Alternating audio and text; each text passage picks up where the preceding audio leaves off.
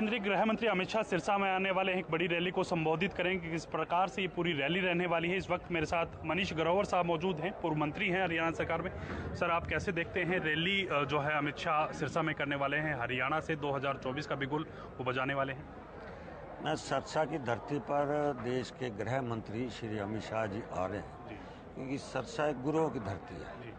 यहाँ से आशीर्वाद लेकर चुनाव का बिगुल बजाएंगे, क्योंकि देश के प्रधानमंत्री जी ने जो 9 साल देश की सेवा की है, और सेवा करने पर देश को 140 करोड़ जनता को अपने सेवा के माध्यम से आज भारत का जो कद बढ़ा है, हर क्षेत्र में, आर्थिक क्षेत्र में हो, विदेश नीति में हो, आतंकवाद को ख़त्म करने में हो और रोजगार में हो, हर चीज़ में आज देश के प्रधानमंत्री 9 वर्ष में अंदर लोगों की सेवा की है।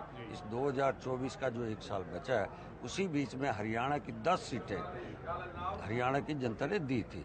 10 की 10 लोकसभा की सीटें भी माननीय देश के गृह मंत्री जी यहाँ हमें संदेश देकर जाएंगे कि देश के प्रधानमंत्री जी ने 9 साल कितना काम किया। देश के गृह मंत्री जो 5 अगस्त 2019 370 धारा 35 से खत्म करने का प्रस्ताव रखा, 6 अगस्त 2019 राज्यसभा में बिल पास किया। आज मैं कह सकता हूं, कांग्रेस की गलती से कितने लाखों हिंदू कश्मीर से घर से बेघर हुए, लाखों हिंदू मारे गए कांग्रेस की गलती की वजह से। आज वही देश हमारा श्रीनगर प्रदेश है, जहां लाल चौक पर रामनवमी में जुलूस निकल रहा है, लोग स्वागत कर रहे हैं। इसलिए आज देश के गृह मंत्री जी अपने बीच में सिरसा की धरती पर आ रहे हैं, और मुझे पूरी आशा है कि हरियाणा की इस धरती पर पूरे देश में संदेश जाएंगे कि 9 साल देश के प्रधानमंत्री ने देश की 140 करोड़ का कद ऊपर किया है। कहीं ना कहीं 9 साल का रिपोर्ट कार्ड जनता के सामने पेश करेंगे मुख्य केंद्रीय गृह मंत्री। और इसके साथ साथ मैं आपसे जानने चाहूँगा, सर, आपने पूर्व की सरकारों में भी काम देखा है, किस प्रकार से वो काम करते थे, अब की सरकार किस प्रकार से काम कर रहे हैं, तो कितना अंतर आपको दोनों सरकारों में नजर आ रहा है सर, आपके नजरिए से? डाटा निकालना 2005 से लेकर 2014 सरदार मनमोहन सिंह की घोटालों की सरकार थी। 2G घोटाला, 3G घोटाला, कोयला घोटाला, जमीन घोटाला, सांड घोटाला, पानी घोटाला, घोटालों की सरकार थी। और हमारी विदेश नीति भी बिल्कुल नकारा थी। हमारे देश के प्रधानमंत्री को बाहर कोई पूछता नहीं था, ऐसी स्थिति थी। आतंकवाद चारों तरफ था, नक्सलवादी थी, ये स्थिति थी। आम उस टाइम आर्थिक स्थिति भी हमारी डाउन जा रही थी।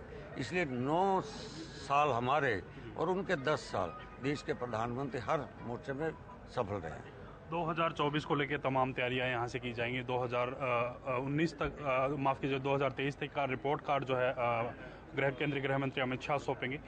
आपको क्या लगता है कि आने वाले समय में भारतीय जनता पार्टी किस प्रकार से आगे बढ़ेगी, क्योंकि 1 साल और सरकार का रह रहा है, और उस 1 साल में कितने जन विकास कार्य जो हैं वो करने हैं, कौन से कामों की ऐसी है जो भारतीय जनता पार्टी प्राथमिकता के तौर पर करना चाहेगी? सर, देश के प्रधानमंत्री जी ने, देश के गृह मंत्री जी ने 9 साल के अंदर जो लंबे समय से देश की आज़ादी के बाद 370 धारा 35 से वो पूरा किया।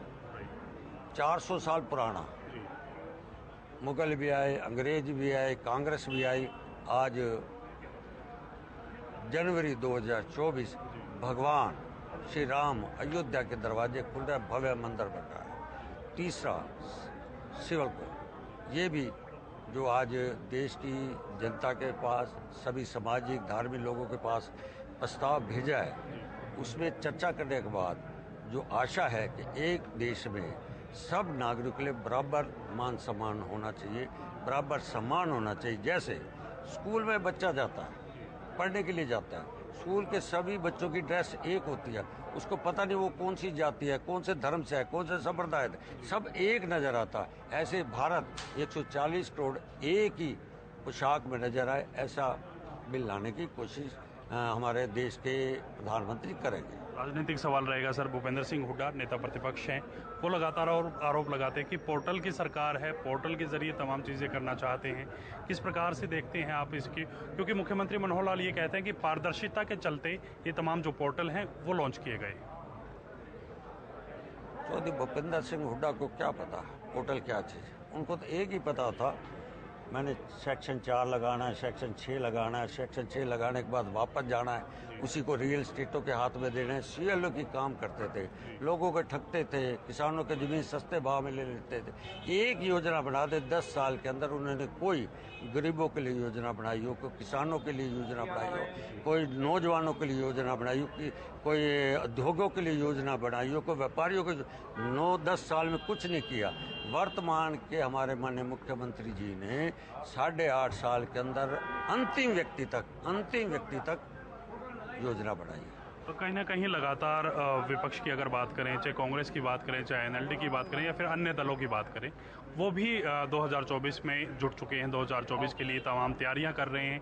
जन परिवर्तन यात्रा अभय सिंह चौटाला यहाँ से कर रहे हैं। तो किस प्रकार से देखते हैं, कोई राजनीतिक फायदा उनको इन यात्राओं से मिलने वाला है? देखो जी, लोकतंत्र है, हर लोकतंत्र को अपने दल को अपना करना चाहिए प्रयत्न। जनता तय करेगी कि मेरे लिए प्रदेश की वर्तमान सरकार ने क्या काम किया, पिछली सरकार ने क्या किया। चौधरी भूपेंद्र सिंह हुड्डा 10 साल रहे, मात्र 500 बुढ़ापा पेंशन बढ़ाई, मान सम्मान। वर्तमान में हमारी सरकार ने, मनोहर लाल की सरकार ने 2000 पेंशन बढ़ाई, 2750 की है। इसलिए हमने करके दिखाया, उन्होंने किया नहीं, खाली अब नारे। इसलिए लोकतंत्र में सबको अधिकार है। किसानों के लिए हमने क्या किया, उन्होंने लाठियाँ चलाई, उन्होंने आर्य समाजियों पे लाठी चलाई, उन्होंने दलितों पे लाठी चलाई, पिछड़ों पे लाठियाँ चलाई, नौजवानों पे लाठियाँ चलाई। ऐसा उनका बर्ताव रहता था। वर्तमान की सरकार जो काम में विश्वास रखती है, योजना बनाने में विश्वास रखती है, गरीबों के लिए, किसानों के लिए, वर्तमान माननीय मनोहर लाल जी का काम ये है, पहले वो स्टडी करते हैं, स्टडी करने के बाद उसको नीचे लाने के लिए अधिकारियों से मोहर लगाते हैं, तब घोषणा करते हैं। वो पहले घोषणा करते थे, पत्थर लगाते थे, वो पत्थर ऐसे पड़े रहते थे, सरकार चली जाती थी, उसके बाद वो पत्थर वहाँ से हट जाते थे। वर्तमान में हरियाणा के मुख्यमंत्री जी ने जितनी घोषणा की है, तब पत्थर शिलान्यास किए हैं, फिर उसको पूरा भी कराया। ये पूरे प्रदेश का आप चित्र निकाल के देख सकते हो। अंतिम सवाल रहेगा सर, राहुल गांधी ट्रकों में यात्रा कर रहे हैं, ड्राइवर्स के दुख दर्द समझने का प्रयास करें। लगातार वो कह रहे हैं कि मैं ड्राइवर भाइयों का दुख समझने का प्रयास जो ट्रकों की यात्रा से कर रहा हूं। आप कैसे देखते हैं इन यात्राओं को? अच्छा है, जमीन पे आए तो उस घराने से बड़े बड़े परिवारों में रहने वाले, पैदा होने वाले थे, AC में उनका जन्म हुआ। आज गर्मी में थोड़ा घूमना पड़ा कि भारत की जनता क्या चाहती है।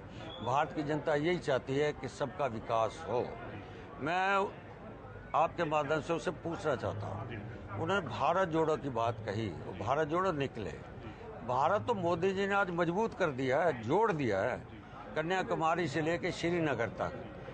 अगर कमजोर किया तो आपके पुराना ने किया। कश्मीर के अंदर देश की आज़ादी के बाद एक देश में 2 निशान, एक देश में 2 प्रधान, एक देश में 2 झंडे किसने किए? आपके पुराना ने। आप कौन से भारत जोड़ने की बात कर रहे हो? कश्मीर के अंदर लाखों हिंदू पंडित मारे गए, लाखों हिंदू पंडित घर से बेघर हो गए। आज नक्सलवादी मारे जा रहे हैं, आतंकवादी मारे जा रहे हैं। आज पाकिस्तान अलग थलग स्थिति में है, उसकी हालत कितनी है। बिना गोली से, बिना बम से देश के प्रधानमंत्री ने पाकिस्तान को अलग थलग छोड़ दिया। इसलिए भारत जोड़ने की बात जो राहुल गांधी कर रहे हैं, उससे साफ नजर आता है कि भारत तो आपके प्रधाना ने, आपके बुजुर्गों ने कमजोर किया था। वर्तमान के देश के प्रधानमंत्री जी ने भारत को मजबूत किया है। वर्ल्ड के अंदर आज भारत की पहचान है, 140 करोड़ लोगों का सिर ऊंचा है। भारत जुड़ा हुआ है, पार्टी जोड़ने की तैयारी में है राहुल गांधी। अब पार्टी क्या जोड़ेंगे, भारत क्या जोड़ेंगे, उनको क्या पता राजनीति का, उसको पता नहीं। आलू को बैंगन, बैंगन को आलू बोलने वाले, उसको क्या पता राजनीति क्या होता है। शुक्रिया सर बातचीत करने के लिए। तो ये थे मनीष